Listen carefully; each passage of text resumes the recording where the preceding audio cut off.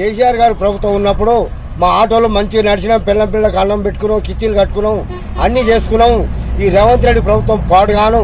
ఇది వచ్చినాక ఆటోల పరిస్థితి ఆగమ్య గోచరం అయింది. కనీసం గిద్దెలు కూడా వెళ్తలేదు, కిచ్చీలు వెళ్తలేవు, పిల్ల దాదుకోలేకపోతున్నాం. ఈ ప్రభుత్వం పాడుగా ఎన్నడు కూలిపోద్దు.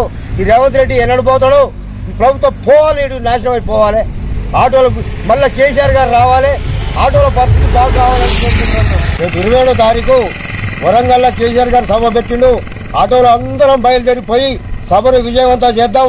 ఈ రేవంత్ రెడ్డి ప్రభుత్వం కూలిపోవాలని మనందరం గట్టిగా మొరపెట్టుకుందాం. లోపల భగత్ గారి నాయకత్వం వదిలాలి. కావాలంటున్నరే తెలంగాణ పల్లెలల్లా మల్ల కారే రావాలంటున్నరే తెలంగాణ జిల్లాలల్లో సారే కావాలంటున్నరే తెలంగాణ పల్లెలల్లా మల్ల కారే రావాలంటున్నరే తెలంగాణ జిల్లాలల్లో. కేసీఆర్ గారు ప్రభుత్వం ఉన్నప్పుడు మా ఆటోలో మంచిగా నడిచినాం, పిల్లలకు అన్నం పెట్టుకున్నాం, కిచ్చీలు కట్టుకున్నాం, అన్నీ చేసుకున్నాం. ఈ రేవంత్ రెడ్డి ప్రభుత్వం పాడుగాను. ఇది వచ్చినాక ఆటోల పరిస్థితి ఆగమ్య గోచరం అయింది. కనీసం గిద్దెలు కూడా వెళ్తలేదు, కిచ్చీలు వెళ్తలేవు, పిల్ల దాదుకోలేకపోతున్నాం.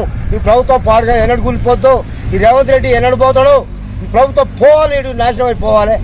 ఆటోలు మళ్ళీ కేసీఆర్ గారు రావాలి, ఆటోల పరిస్థితి బాగా కావాలని కోరుకుంటున్నాం. రేపు 27వ తారీఖు వరంగల్లో కేసీఆర్ గారు సభ పెట్టిండు. ఆటోలో అందరం బయలుదేరిపోయి సభను విజయవంతం చేద్దాం. ఈ రేవంత్ రెడ్డి ప్రభుత్వం కూలిపోవాలని మనందరం గట్టిగా మొరపెట్టుకుందాం. లోపల భగత్ గారి నాయకత్వం వదిలాలి. కావాలంటున్నరే తెలంగాణ పల్లెలల్లా మల్ల కారే రావాలంటున్నరే తెలంగాణ జిల్లాలల్లో సారే కావాలంటున్నరే తెలంగాణ పల్లెలల్లా మల్ల కారే రావాలంటున్నరే తెలంగాణ జిల్లాలల్లో.